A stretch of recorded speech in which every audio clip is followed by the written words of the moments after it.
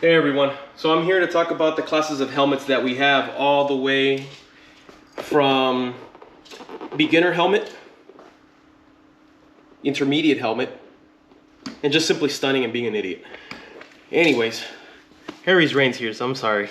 I'm working with what I got. Currently broken. I don't have a bike right now, so I'm just currently using my house for me to make the videos and stuff, and might as well bring you guys some insight on equipment that we use here in my house, especially for motorcycle riding. This right here is my first helmet. This is an AGV K3 SV. Real simple. This is the one that I was in the accident with. Luckily for me, this is all that happened. If you can barely see, it's just a few little scrapes. The visor here is scraped on the side, but no big deal. Detent still works from breathing position 1, 2, 3, 4, and 5. It's a good helmet. It was $200. And I'm not gonna lie, this is actually my favorite helmet out of the entire group. It's comfortable, it's functional. The only thing I don't like is there's no transition lens. Because you have this, the interior visor, which fogs up like crazy for me. This is fine, but it takes away safety features for the helmet, so therefore it is not Snell approved. It's got multiple slots right here at the bottom, as you can see. Watch, closes and it opens. I got my chin mount here for my GoPro whenever I take this to the canyons, the twisties, or out in town. This is to keep the chin visor slightly open so that way you get some breathability. You got the nose guard right here, the breathing slot right here, and you got this right here for the brow vents. Get some breathing room in here, and you got these as well. So they open up. All in all, for 200 bucks, AGV is a very solid company. I can recommend them. They're my favorite company. And look at that, they got that aggressive position. So when you're in the tuck, air just flows right there. It's got a little tiny spoiler in the back along with the exit brows right here. $200 for a K3 SV, very popular amongst us at work. We have a bunch of them. Our group pretty much has AGVs. I can recommend them. They're freaking amazing for a beginner. Perfect helmet. I love that thing. Second helmet that I just bought is my Shoei Rf 1200. This is brand new for me, but it's an old helmet. This has been around for ages. Shoei has been in the market for so long. If you want quality helmets, look no further than Shoei or Arai. Three companies that I highly recommend: Shoei, Arai, AGV. Those three companies, by far, best companies. I wanted to try HJC. I didn't end up liking it. Not my cup of tea, so it's not for me. So Shoei, for some reason, this is great. Only problem I have with this helmet by far is the cheek pads. The cheek pads are too fat. It's a 35 millimeter, and that's a giant complaint of mine because it puts pressure on my head and makes me go like that, and it's really uncomfortable. Imagine somebody putting a clamp right here and holding on to that. It's gonna add strain to your head. It's really annoying. So I ordered 31 millimeters. The forum said that takes care of all the issues. Hopefully that's good. And I don't get a big headache like I do with the HJC. I'm an intermediate oval. This helmet's intermediate oval, intermediate oval, intermediate oval for me. I noticed that I always have clear lenses. It's not that I'm a fan of clear lenses. I don't like them. I prefer this, the mirror look, so you don't see my eyes, but I use my bike for commuting. I don't use it to stun on people.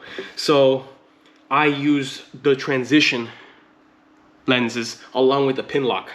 So that way when I'm riding out of work or going to work, that I work night shift, the lens turns dark, a little light smoke. So I get perfect visibility. It's like wearing the inside tint inside of the AGV, is wearing it on this, but the whole thing, and then when it goes back inside or in the dark, it goes clear. It's perfect, there's no complaints. I added my Senna 30K. This one was also in the accident. It just got scuffed right there, right by the receiver. No big deal, it still works, it's fine. I've tried making phone calls, I tested it out. It's good. It was a pain in the butt to install, but I got it on there. This is gonna be my daily riding helmet. It's got vents right here on the front. It's got the breath guard right here that I personally installed because everything is different. You have to install everything different by yourself. And this is the chin guard. It didn't come on it. I had to actually install it. It came with the kit, but it didn't come installed on it. And the detent is very fast acting, but by far this has got to be the easiest helmet to change lenses and visors. by far. I have no complaints on that one. Got the guard right here, the brow vent.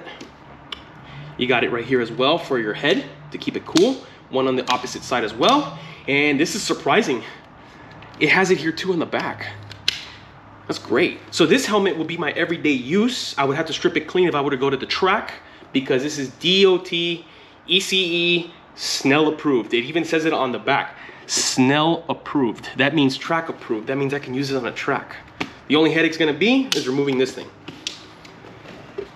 That's for functionality and good use of helmet. Now, you wanna be a badass, you wanna feel like you're a stunner, you know, like you got the money in the world, you wanna look freaking cool for everybody around you, you go with a Ruroc. This helmet has been good to me. I actually like it. If I can compare Ruroc, it's like an iPhone for your head. It's functional, it looks good, and everything just flows smoothly within the ecosystem. So if you have a Ruroc Bluetooth connector, which is right here, the Shockwave 3.0, everything flows smoothly. As soon as I turn in Bluetooth, my phone automatically connects. There is no delay. It's been good. I like it. The complaints I have with Ruroc is that there is no safety approval on them. They don't have anything to back them up, you know, for safety. This is the Carbon Nebula. It's carbon fiber with cosmic nebula color. It changes color between blue, purple, green, black at night. Breathability is good. Another thing I don't like about the Ruroc, would I ever buy another one again? Probably not. Is that I have to actually take the liner apart inside to actually get in there and put covers for all these. So that way I'm not freezing my butt off. So now in the summertime, I gotta take this all apart, remove those plugs just to get air back in there again so I'm not hot.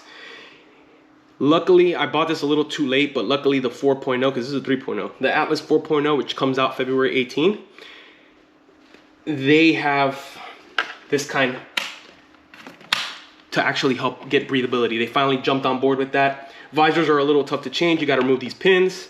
I have also a Protect tint, same thing as a transition. So at night, I already wrote it like this, where at night it's clear, during the day it gets dark. I have no complaints with that. This helmet is actually really comfortable. It's only DOT and ECE certified. No Snell rating for the helmet. So there you have it. Those are my 3 helmets that I currently own. The 3 helmets that I use. I don't use them on a daily. Sometimes I've been dailying the Ruroc for a while because of the comfort and the easiness of connectivity and the fit. Trust me, this was a pretty penny. Above all, everything with the Bluetooth that's for this helmet, along with the cheek pads, because this thing was still loose, it cost me a pretty penny. It was almost $700. Will I ever buy a Ruroc again? Probably not. I'm not gonna do that. As for AGV, this helmet right here, I will definitely stick with this brand. Comfort all the way. I didn't have to do any modifications. I love this dang helmet. Beautiful helmet. To cover up those scuffs, I thought about buying some reflective stickers. Keep the helmet looking new. That way nobody can tell. Lastly, I have yet to try this very frequently. I've only tried it out once and it was all right. But once I get the cheek replacements, we'll see where we go from there. Maybe it'll be better. Maybe it'll fit better.